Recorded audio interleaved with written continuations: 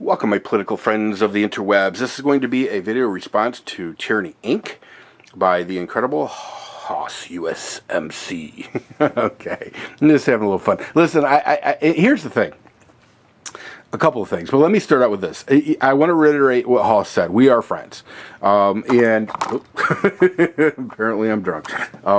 Actually not true, but we are friends. And ultimately, when I made that video yesterday, it really was tongue-in-cheek. The whole kumbaya thing and you know, whoever sings that flower in your hair hippie song from the 60s, you know, that was tongue-in-cheek. It really was just to have a little fun. I think sometimes people get too wound up on YouTube, and I'm guilty of that myself, in all honesty.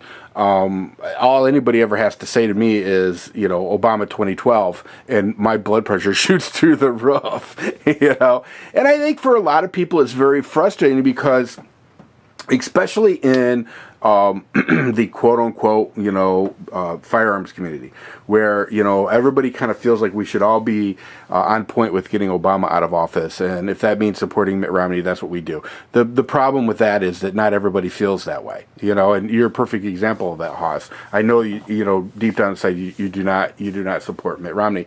So it can be frustrating for a lot of people, but I think that for me, you know, when it comes down to it, brass tacks, as you know, as somebody who has literally put his footprints on the little, you know, his feet on the little yellow footprints, you know, in MCRD in San Diego, I completely give anybody that's ever wore the uniform a pass on all things political, because you've earned the right to feel the way you, however you want to feel about whatever you want to feel. You know, in fact, if you came out pro-Obama, that would be your right, and I would defend that right. Although it would make me physically ill, and I'd be puking everywhere, but whatever. You know, I just think a lot of people get a little too wound up about all this stuff. And, you know, I think that as far as the YouTube thing goes, it would, you know, and it was kind of my attitude about doing, listen, I can't sing clearly. You know, I can't, I don't know if I'm tone deaf or what the deal is. But, I mean, clearly, I think, you know, I was really going for just tongue-in-cheek. I really wasn't trying to make things real serious. And, you know, I was disappointed by some of the comments people made, especially about you. I mean, and I do do consider you a friend. So, you know, when people were chastising you, it kind of pissed me off a bit, to be honest with you. But anyway, I want to talk a little bit about some of your points because it is kind of important in a sense just to clear up what was going on with me. You made a point, and a very valid point, that I did not make mention of all the human rights violations or the rights that we were, I guess human rights to be right with the rights of people around the world that we trample on, and we really don't have the right to do that. And I agree with that, absolutely. Here's the thing, Hoss, and in the comment section you made mention to that, and rightfully so. And I jokingly said, I'm cool like that, you know, and then I followed that up with saying that, you know, the next video we would be on the same team. Well, the reason that I left out those points that you were making, and in kind of a roundabout way screwed you in that deal, to be honest with you, I realize that. The reason I left out that was because my intentions were to get out of bed today and make a video regarding the UN Small Arms Treaty. And in that treaty, we were going to be on the same team, and I was going to address the United States' role in trampling on the freedoms and liberties of people around the world. I don't want to talk too much about that because I still want that to be part of my United Nations Small Arms Treaty. But I think you would have been very surprised at my position on that, and I think you would have been very surprised at how we were going to be on the same team.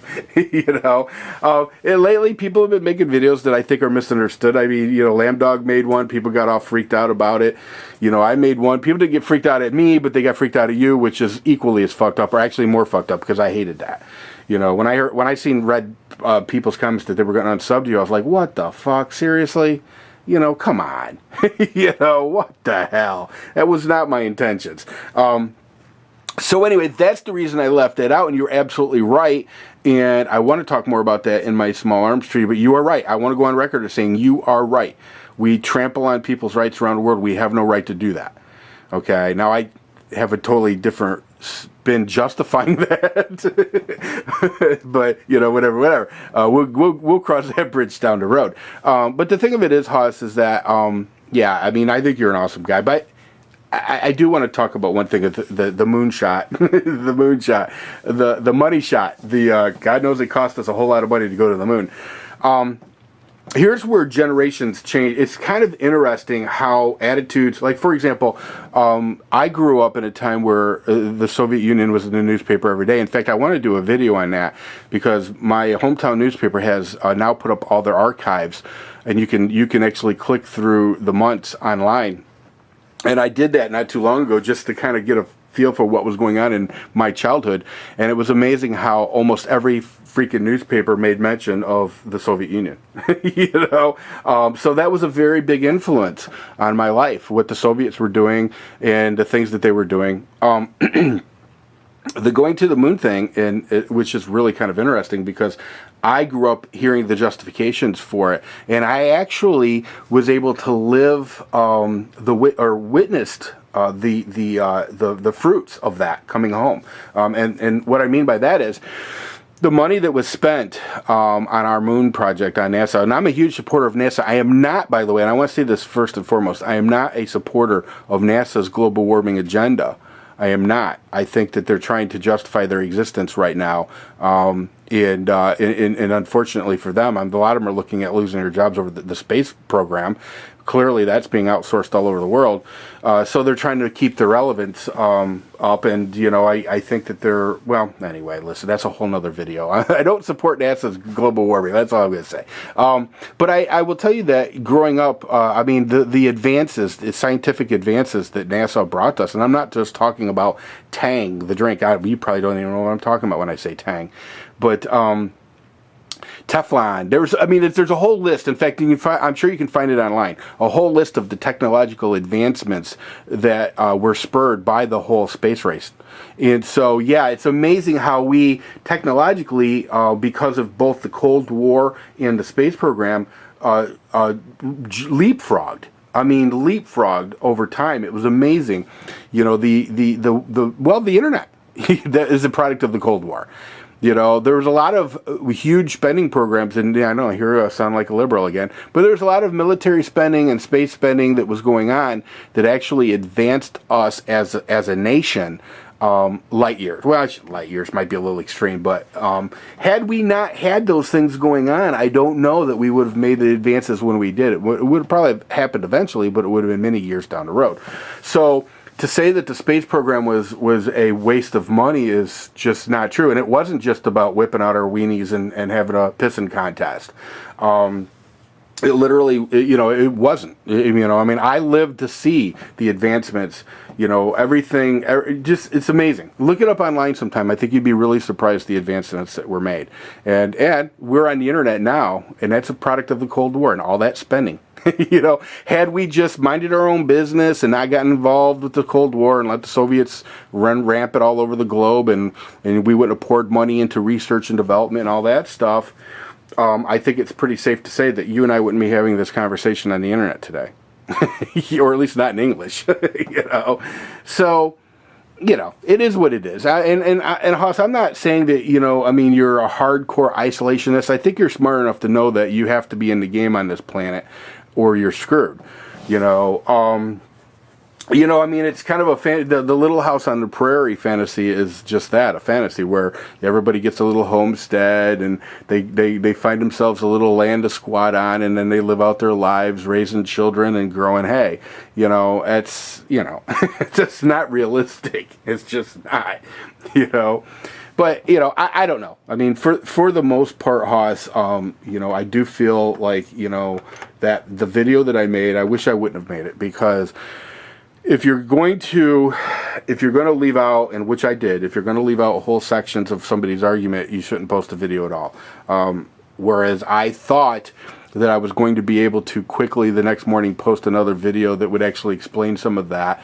That just didn't happen. So I would have been better off not posting that video. And that's the other thing too.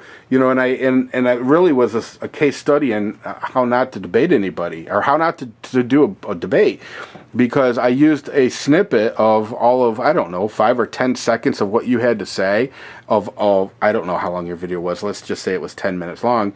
So I used a handful of seconds and then ramble on. You know, I mean, you know, most people right there should have said, what the hell's Voodoo doing? That's just freaking crazy. But anyway, I apologize for that because that was some bullshit. And had I been able to pull off what I wanted to pull off, it wouldn't have been a big deal. But I didn't. So my bad. And I apologize for that. So anyway, everybody, if you're not subscribed to Haas, subscribe to Haas because you know what? He's all that in a bag of chips. He's a cool dude. And here's the other thing. Growing up in Toledo, Ohio, I mean, Toledo, Ohio is a very blue collar. It's an hour south of Detroit. Everything in Toledo that makes any money, it's all about supporting the automotive industry of Detroit.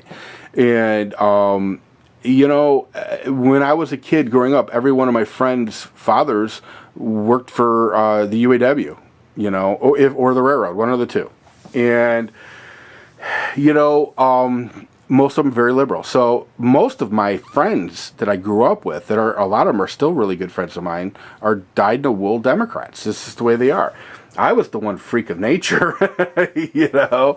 But I learned a long time ago that it's better to surround yourself with people with a diversity of thought, you know, than it is to surround yourself with a bunch of parrots. You know, I've got an uncle who's a huge Sean Hannity fan. It's all I ever hear him talk about. Sean Hannity, Sean Hannity, Sean Hannity. And one day I jokingly said to him, I'm going to get you a parrot for you to have on your shoulder that way you can both go back and forth with your great Americans. You know, you're a great American. Ah, you're a great American, you know. And anyway, I'm rambling on. Haas, I think you're an awesome dude. I really do. I think you're an awesome dude. I like the fact that we have some different ideas. I know that we have a lot of the same ideas, but anyway, that's what I got for you. Tomorrow's gonna be a crazy day for me, but it is now. Listen, here I am, blah blah blah. I need to go to bed. I'll talk to you later. See ya.